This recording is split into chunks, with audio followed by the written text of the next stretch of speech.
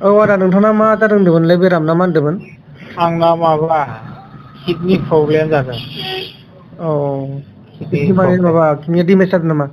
Kidney damage दं मोननैबो ओमफ्राय दा मोननैबो डायलिसिस लागासिनो दङ ना।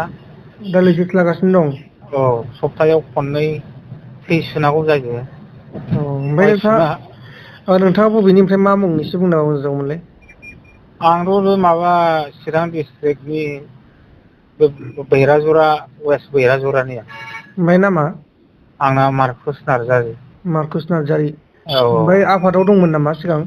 आं आफादखौ बेबायदिनो सहाय होबोदोंमोन होबोनाया अ माने आफादनिनो खामानिया मावबोयोमोन एन डि बि नि आरो ना औ बे बै मोनसे फेक्सन दङ औ फेक्सन बेसेबां दङ बे खेबसेनो मावबोजोबदों आरोना औ एसे एनैबाबो आरो खामानि मावबोनाय। ओमफ्राय माबोरैथो बिदि बेरामाव गोलैखो? बियो बै लकडाउननि उननिफ्राय बोरै बोरै जाखो बेखौ मिथिला बिदि जादों ओमफ्राय दा सारि मास कन्टिनिउबाथ' हस्पिटालावनो थांगासिनो दङ। औ डायलिसिसा माने आजि 3 मास जाबाय सप्तायाव खननै जायो। ओमफ्राय डाइलेसिसा बे इनदिबिनि नि खामानि मावनायनि जेबो मोनाखै नामा एसेबो? बेयावहाय लिस्ट थांदोंमोन ओमफ्राय लिस्टआबो गैया आंना ओंखारासै। मोनाखै जेबो लिस्टआ गेजेराव ओंखारदोंमोन ओमफ्राय मोननाय समावथ' गैया माथो फैयासैनो लेखायानो। थाइसे मोनासै आरो ना थाइसेबो गैया मोनासै ओहो। ओमफ्राय ओरैनो नोंसिनि एक्स एन डि बि निफ्राय माबा मोनसे होगोन होनना बुंदों नामा? बेखौथ' दा सोरबा सोरबा थाबायदोंमोन ओमफ्राय दाथ' बेबायदि मोननाय लामाथ' गैला दा नै माला मोनगोन बेखौथ' बुंनोबो हाला। बा आंना बेमाराथ' बेबायदि थिनला दिनै गाबोननि गेजेराव मा जागोन बेखौ बुंनो हाला बेबायदि जाना दं। औ ओमफ्राय नोंथाङा दासान्दि बेरामाव बेसे थांखो दा 4 मास सोलिगासिनोबा? मा होनदों? बेराम जानायाव बेसेसो थांखो? बेरामावथ' माबा बुजियाखै आङो दा मा होनदों? माने नै नोंनि बेरामखौ नायनायाव हस्पिटालनि खरसाफोरा बेसेसो थांखो? आंबो थांबाय बिदिनो बोसोरा मुस्रा बै फंबायसो नायदों नालाय। औ बे फंबाया गैयाबाबो 18-20 लाखसो फैसा गारबाय बियो। अ अ दाथ' ओमफ्राय आन्दायना थानानै दाथ' नै सप्ता खनसेनि माबा ट्रिटमेन्टखौनो दा हरनो हाया बिदि जानानै थाबाय दा। दिनै सासे मानसि फैसा 10,000 हरदों औ बेखौ लानानै डाइरेक्ट सेस खालामनो थांगासिनो दं आङो। औ बेबायदि ओमफ्राय बे जोब्बाथाय गैलालाय। मा जायो इसोरसो मिथिसिगौ आरो बेबायदि जानानै दं दा। औ दा बेखायनो आं रायजोफोरनावहाय गरसे गरनैफोर एसे सहाय मोनो खोमा होननानै आं खावलायनो सानदोंमोन आरोना औ नोंसिनि चेनेलनि थ्रुयैहाय बेबायदिमोन आरो। औ रायजोफोरा खोनागासिनो दं जानो हागौ नैबे बिथां मार्कुस नार्जारिया गोबां बेरामाव गोग्लैनानै दङ किडनि बेरामाव गोग्लैनानै दङ दा बिथाङा डाइलेसिस खालामजागासिनो दङ नाथाय रां रुफानि आंखाल बिथाङा एन डि बि आव खामानि मावदोंमोन सिगां नाथाय एन डि बि नि खामानि मावनानैबो बिथाङा थाइसेबो रां मोनबोआसै बा लामानो फैयासै लिस्टआव। दा बेनिखायनो बिथाङा नोंथांमोननिफ्राय थाइसे थाइनै रां लुगैदों बा अनसुंथाइ लुगैदों। आरो नोंथांमोननिफ्राय खोनानो मोननाय माखासे एकाउन्ट नाम्बार बा गुगोल पे नाम्बार बा स्केनारबो दं खोमा ना? किउ आर कड दंना गैया आदा किउ आर कड स्केनार? किउ आर कड दं दंनाया ओमफ्राय माबा दङ गुगोल पे दं। औ गुगोल पेनि बे किउ आर नाम्बारानो गुगोल पे नाम्बार।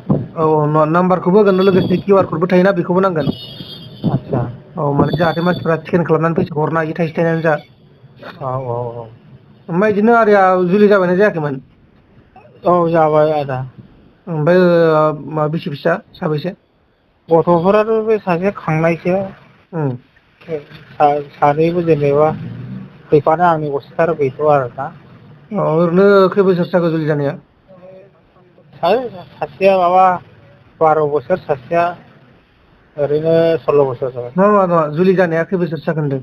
आं जानाया 17 बोसोरसो जाबाय। औ ओमफ्राय दा लोगोसे बाजैआबो दंफायो नामा नोंथांजों?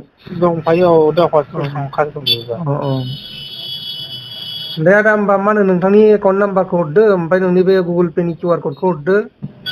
ओमफ्राय जुदि रायजोफोरनि माबा मोनसे बुंनो लुगैबा एसे बुंबावनो हागोन। रायजोफोरनिसिम जाहाथे माबा मोनसे खावलायनो लुगैबा। नोंसिनि थ्रुयैनो आं माबा रायज्लायदो आदा आङो सिगां आंनि फट' बायदिसिनाखौ हरनोसै आङो।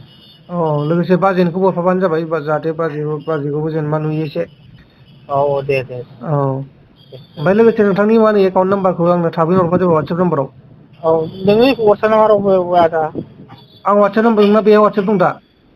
आं नुवाखै माथो मा बेहाय दं दा दाना दानि नाम्बाराव अ नोंनिया आंना दङ बेनो आंनि नामफ्रा अ होमबा वाट्सएपआ बेयो मेसेज हरगासिनो दे आङो दे औ रायजोफोरखौ माबा मोनसे खावलायनो सानबावो नामा जोबथायाव आं बेनो आरो रायजोफोरखौहाय जायखिजाया जा आंनि बे देहाखौहाय फोसाबनो हायोबा आं एसे थांनाय लामाखौ मोनफिनबावगोन एसे औ गोजोननायखौ मोनगोन आरो आङो औ माने दा किडनि गोदान सोलायोब्ला 15-16 लाख नांगौ मोनसेयावहाय दा ओंखायनो दा नैबे स्किम सेल होननाय मोनसे दङ आरो गावनि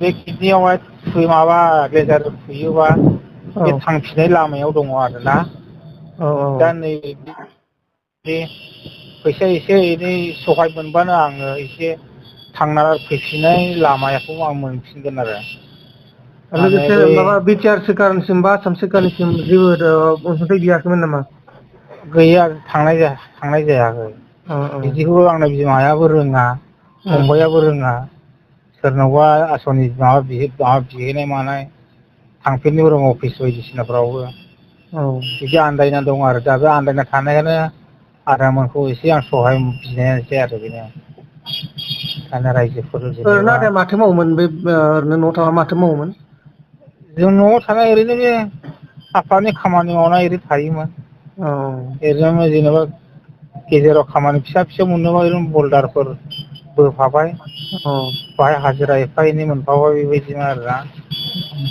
दा बल्दार सिजेनबो गैला बिदि जादों बिराद खामानिया जेबो गैया ओरैनो माबा मोनसे दस्रा खामानि मोनबा मावबाय बेबायदिनो आरो औ ओमफ्राय दा ओरैनो बर्थमान नोंसिनि समस्थिनि एम एल ए फोरा सोरथो गोलैयो जोंना माबा एम एल ए आथ' माबा जयन्त नाम जयन्त बसुमतारि औ जयन्त बसुमतारी औ ओमफ्राय एम सि एल ए आ ओमफ्राय एम सि एल ए आबो सावरायग्रा सावरायग्रा औ बिथांनियाव बिहैदोंमोन नामा एसे एनै ना बिहैयाखै खबरखौ हैदोंमोन ओमफ्राय बियो प्रेसक्रिपसनफोरखौ बिहरदों औ प्रेसक्रिपसन बिहैबाबो बेखौ हाबनांगौ एसे टाइम लागोन ना औ औ थारमाने प्रेसक्रिपसनखौ हैबाबो मास मोनसे मोननै लागोन बेफोरबायदि एसे एनै सायज मोनबाबो नै बिदि जाना दं आरो औ बे रोखोम दे आदा जागोन दे आङो भिडिअखौ हगारनोसै नै नोंथाङा आंनो माहाय थाबैनो फट'खौ हरदो बेंक एकाउन्ट नाम्बारखौ हरदो ओमफ्राय किउ आर क'डखौ हरदो ओमफ्राय गुगोल पे नाम्बारखौ हरदो होनबानो जागोन औ दे औ दे